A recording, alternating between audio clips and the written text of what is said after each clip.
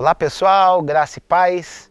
Estamos aqui no nosso penúltimo capítulo da nossa série Stratia, Soldados de Deus. E vamos continuar com o nosso estudo sobre batalha espiritual, falando do texto de Efésios capítulo 6, onde Paulo nos dá as instruções. Nós falamos no capítulo anterior sobre o que nós estamos enfrentando, que são os principados, que são as potestades, as hostes celestiais que estão nos lugares no segundo céu. E a gente vai ver que Daniel, ele teve uma dificuldade com um principado. Em Daniel, no capítulo 9, a gente vai ver que ele se coloca a buscar o Senhor por uma visão que ele teve, e ele se coloca a jejuar, se coloca a orar, e a resposta não vinha. E ele, durante 21 dias, ele persevera em oração para que ele pudesse ter a resposta dessa sua visão. E no 21º dia ele recebe a resposta através do anjo Miguel, que veio trazer essa informação para ele, a revelação do sonho que ele tinha dito. E ele fala nesse momento que a bênção, a resposta da sua oração já tinha sido liberada lá atrás. Mas o príncipe da Pérsia, ele impedia que aquela informação, que aquela revelação chegasse até Daniel. Agora vamos lá, Daniel estava num contexto medo-persa. Ele estava num contexto onde a cultura que ele estava vivendo naquele tempo era uma cultura pós-babilônica e que tinha entrado numa cultura da Média e da Pérsia, né? Que foi o povo que invadiu a Babilônia e começou a libertar o povo. Ou seja, quando um exército invade, quando um povo invade, automaticamente eles trazem a sua cultura e trazem também a sua adoração. Eles trazem os seus deuses. Então eles contemplavam os deuses daquela época, eles contemplavam as suas entidades. E Daniel, ao orar por uma revelação de Deus, não conseguia, porque as entidades, os principados que eram cultuados por aquela nação estavam impedindo aquela revelação de Deus. Então percebam como isso é real. Percebam com que talvez as nações estão adorando algumas entidades que têm atrapalhado o progresso do mundo, a qual Deus, nesse momento, a gente percebe que Ele colocou um basta, e que nós agora, juntamente com Cristo, entramos nessa batalha, e que isso também, eu falo de forma macro, né? Mas também eu falo de forma micro, acontece na nossa vida. Muitas vezes nós estamos inseridos em ambientes onde as pessoas adoram aquilo que não procede de Deus, ou que muitas vezes estamos inseridos num ambiente de pecado, onde o pecado ele sobe de maneira desagradável a Deus e impede da legalidade para que algumas revelações e para que alguns milagres de Deus possam acontecer na nossa vida. Então nós temos que entrar, nós somos chamados, nós somos o estrate de Deus para poder entrar nessa batalha espiritual, para poder resolver a questão. E como que nós resolvemos?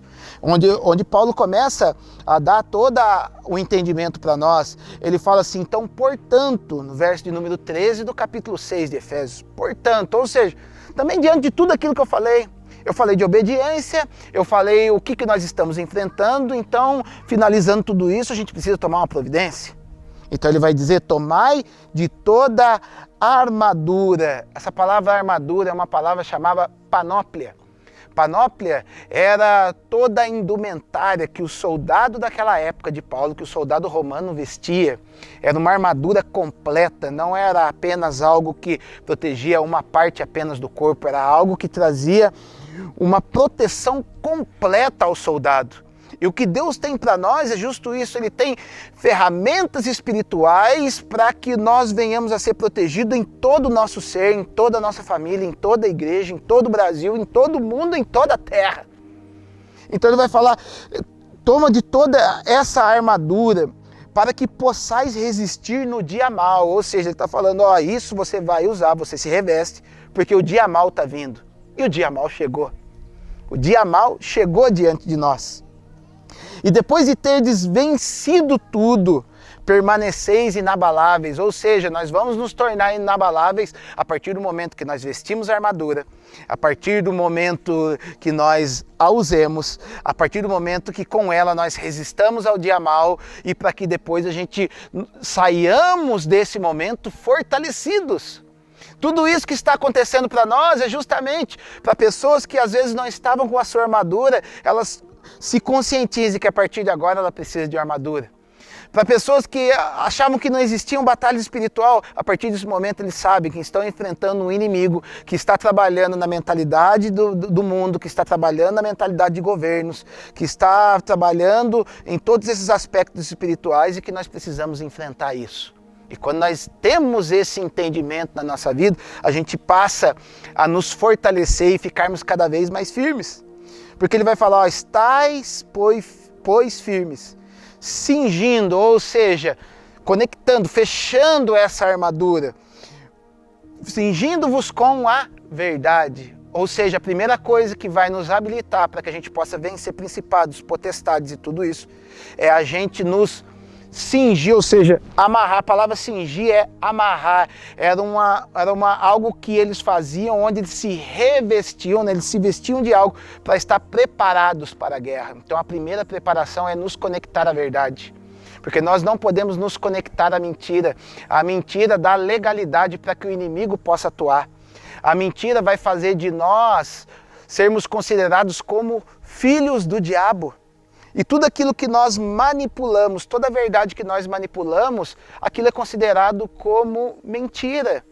Toda verdade toda mentira que é ocultada, aquilo também não é omissão, ela se torna mentira diante de Deus.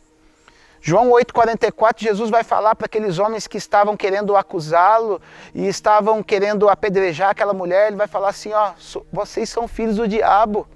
Porque quando vocês falam a mentira da mesma maneira que o diabo sempre usou desde o princípio, porque essa é a natureza dele. Então, se a natureza do diabo é a mentira, então nós vamos vendo nesse tempo que nós estamos vivendo muitas mentiras, muitas falsas informações, muitas informações desencontradas para trabalhar em cima de uma legalidade de mentira. Mas Deus nos chama para entrarmos no quê? Na verdade. A verdade não é um conceito, a verdade é uma pessoa, e essa pessoa se chama Jesus.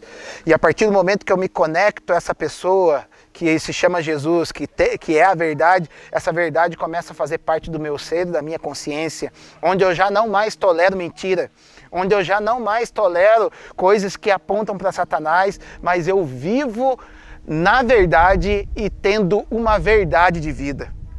Porque nós temos tudo aquilo que nós fazemos, ela tem que ser em espírito e em verdade. E essa verdade se chama Jesus Cristo. Então ele fala, vestindo-vos da couraça da justiça. Porque quando eu opero em verdade, automaticamente nós vamos ser justos.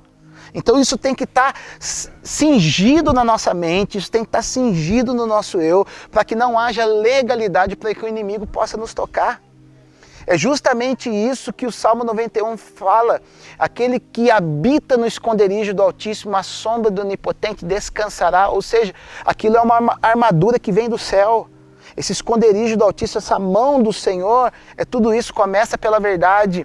Ela tem um resultado de uma vida baseada em justiça, onde eu já não passo a perna mais em pessoas, onde eu pago minhas contas, onde eu opero em sinceridade, onde eu consigo ver o pobre oprimido e consigo fazer justiça na vida dele. Aquilo que talvez o governo não esteja fazendo, cabe a nós.